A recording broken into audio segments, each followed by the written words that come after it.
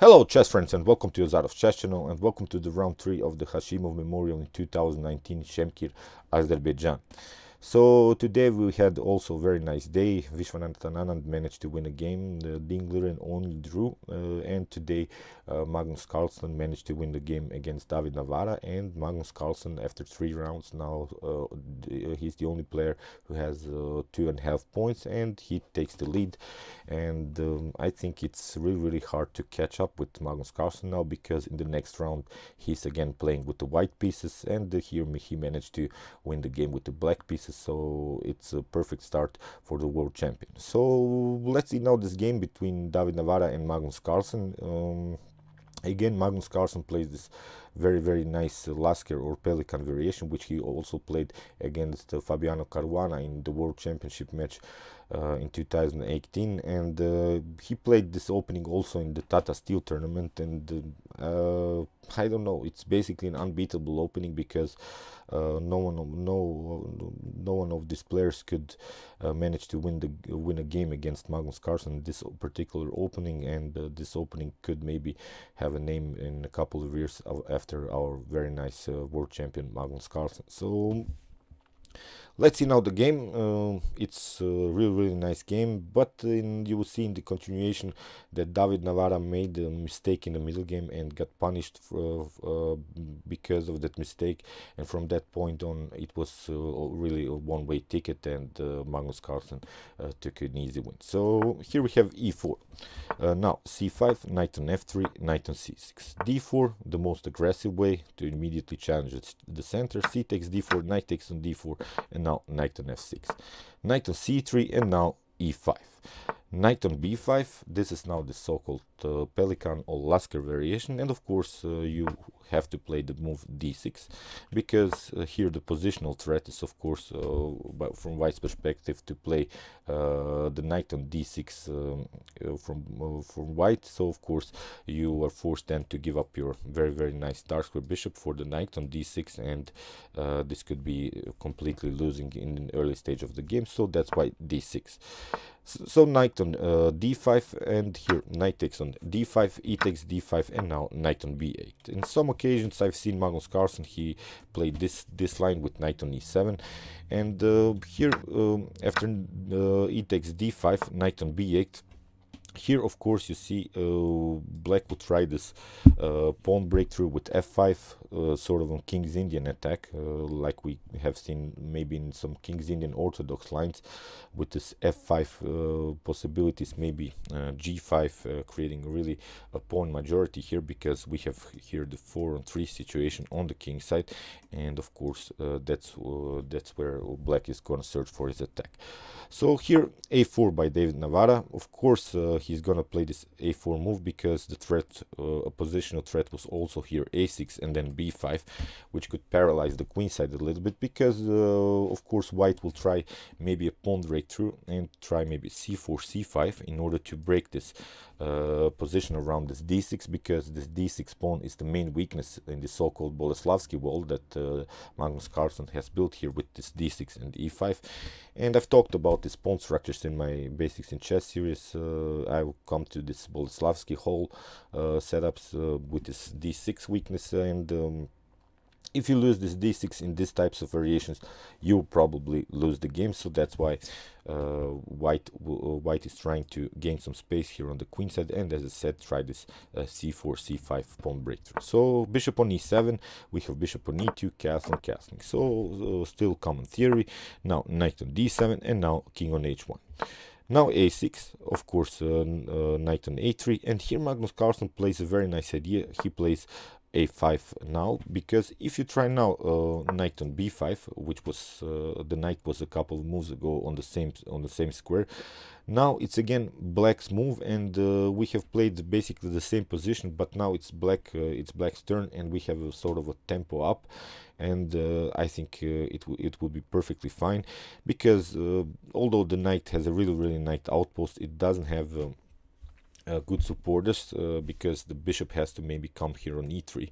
But as I said, here the immediate threat, a positional threat, is the move f5. So that's why here after a5. Here f4 was played by David Navara, and of course this is very really risky because of you're opening up the position when where your opponent has the pawn majority, but it's sometimes good to a little bit stop this potential pawn breakthrough, because of course we have sort of a positional threat also if the knight removes here, to take the pawn on e5, and then after maybe d takes e5 we would have then a very dangerous mobile pawn here on the d file, and then supported maybe with the c pawn could create really nice pawn breakthrough in the center, and this could be deadly for black. So that's why this f4 is a little bit paralyzing this knight on d7. But here f5 played by Carlsen, and now knight on c4.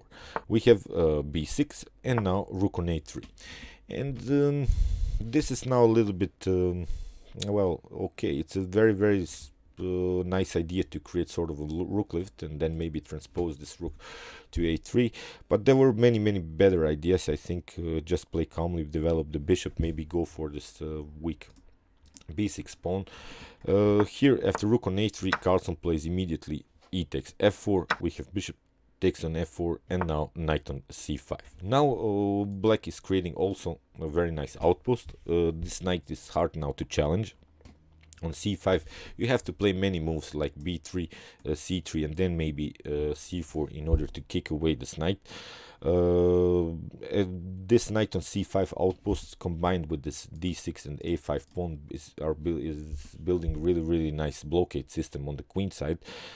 Here now black can try again this counterplay with g5 and then maybe f4 because of this pawn majority on the king side. So here, as I said, with this knight on c5 outpost, it's really nice positional play by Magnus Carlsen. He paralyzed a little bit white's attacks on the queen side. So here, David Navara tries now here this rook on e3, and here g5 was played, and this is now the critical moment of the game in which David Navara didn't play accurate, and the best move here would have been rook on g3. Because of the pin, of course, you cannot take the bishop, but here David Navara searches for tactics, and he played rook takes on e7, and probably he was thinking, okay, if we take here with the queen on e7, then I can take the pawn on d6, then maybe queen on f6 is the continuation, then take the rook, queen takes on f8, and white has a completely better position here. But the problem is that Magnus Carlsen finds a very tricky move. He plays g takes f4. You see now, and the rook's problem is now that the rook is trapped. It doesn't have any good squares. It cannot move anywhere, and basically the rook is lost here. So of course you see white can try to maybe some counterplay, but here rook on e6 was played. We have knight takes on e6, d takes e6, and now bishop on e6, and okay.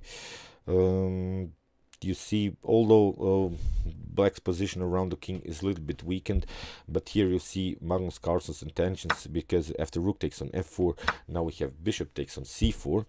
And this is really nice move, because in these types of position it's always important to get rid of this knight, because the knight can always find good squares. It can make many of these transpositions and create maybe a dangerous attack combined with the queen. We have always the threat here, sort of a check on f6 combined, as I said, on dark squares with the queen on this diagonal. So that's why Magnus Carlsen plays the correct move and gets rid of this knight, although David Navara takes with the bishop with the check, and now king on h8, and here g4 was played, and maybe the best move instead of taking the knight would have been maybe the d5, but as I said, here the knight can always find its way around the king, and probably Magnus Carlsen calculated all of that, and he didn't want to go into complications. So let's see now the continuation. Here we have king on h8, and now David Navara finds a very strong idea. He plays the move g4, and there is always this threat. If you try something like f takes g4, then you have queen takes on d4, and it's game over, because you have to cover with your rook and you lose the rook immediately, and basically it's game over.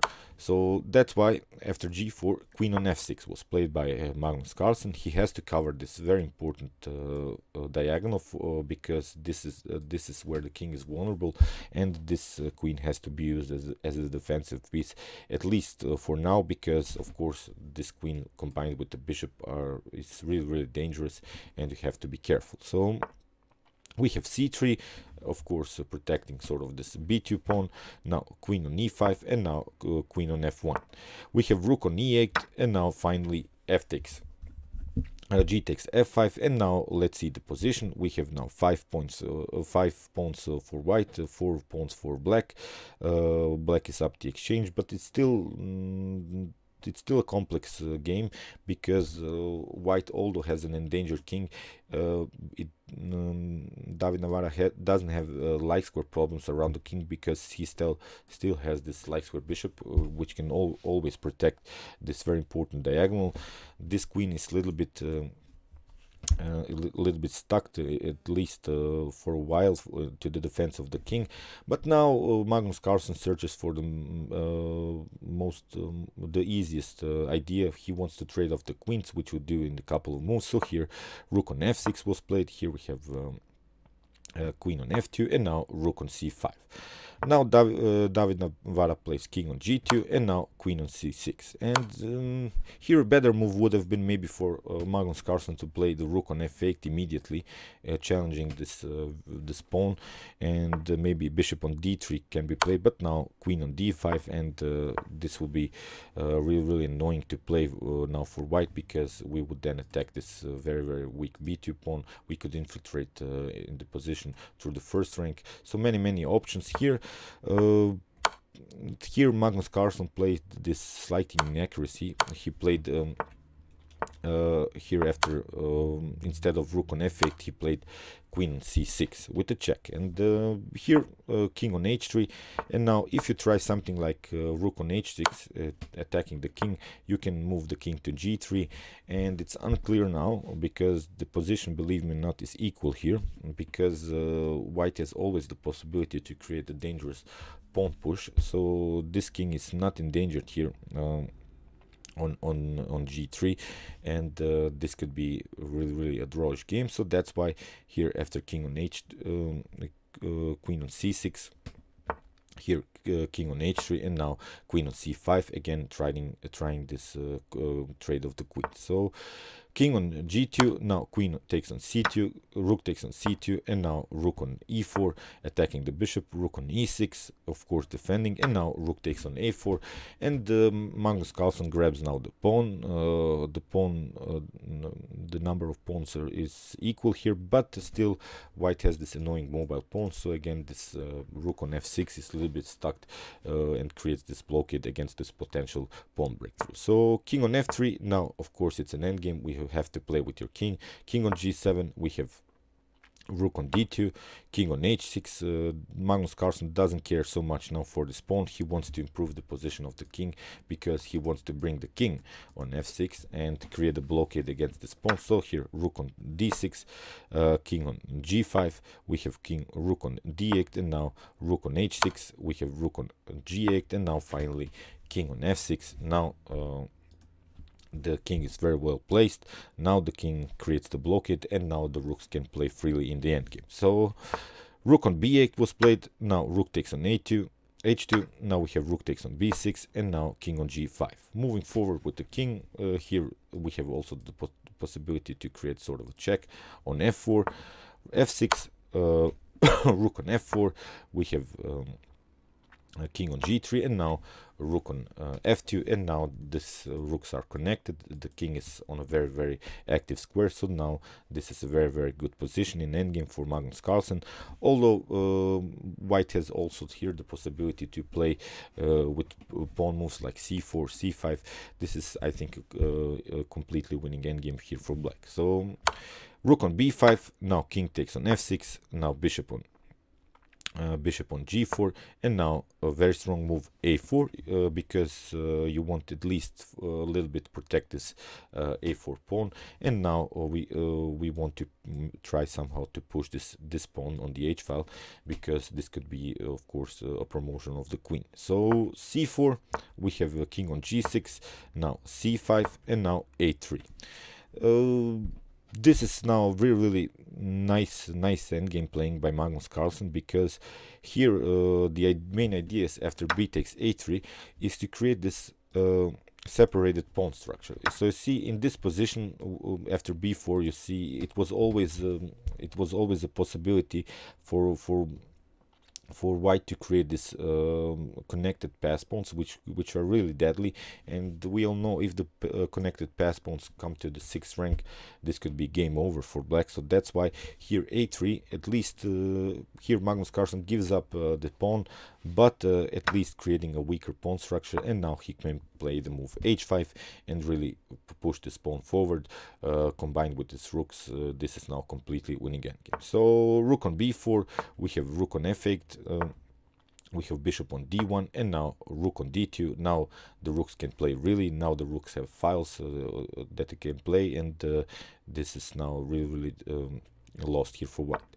Bishop on f3, now we have rook on d3, creating the spin.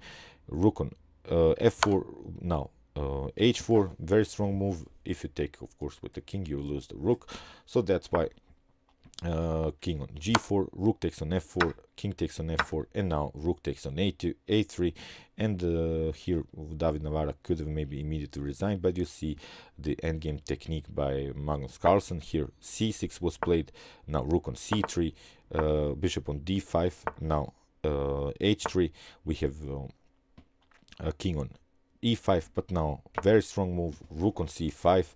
Here we have king on d6, but now first rook takes on d5, king takes on d5, and now h2. If you try c2, we have the promotion, but the most important thing is that it's with a check. So here David Navara tried king on d4, and in this position he resigned, because as said, we can always catch this pawn, because the king is also near, and it's a completely winning endgame here for Magnus Carlsen. So let's go back to this critical point. I think let me just find the position. Here this rook on e7 was really the main mistake by David Navara. Here after g takes f4, the rook doesn't have any good squares. Rook on e6 had to be played, knight takes, and bishop takes on e6. Okay, still a complex position, but against Magnus Carlsen I think it's too much to handle. Okay, I hope you enjoyed this video. Let's see if Magnus Carlsen in the near future can break this 2900 rating point. Maybe he can really make this happen, because he's playing again very attractive chess. He's basically unbeatable, and I don't know how many games he didn't lose so far, but I'll check it out. And still many rounds are to play in this Gashimov memorial. We'll see what can happen. Vishwanathan Anand is back in the game. He played very nice game today, and okay, they are the top grandmasters. We'll see, maybe someone can surprise Magnus Carlsen. Okay, I hope you enjoyed this video. Meanwhile, you can watch my other commented chess games from current tournaments, and you can also watch my best chess games of all time if you want to see the best chess games that have been ever played in chess history. And you can also subscribe to my channel. Thanks you for watching, guys, and chess is the best, of course.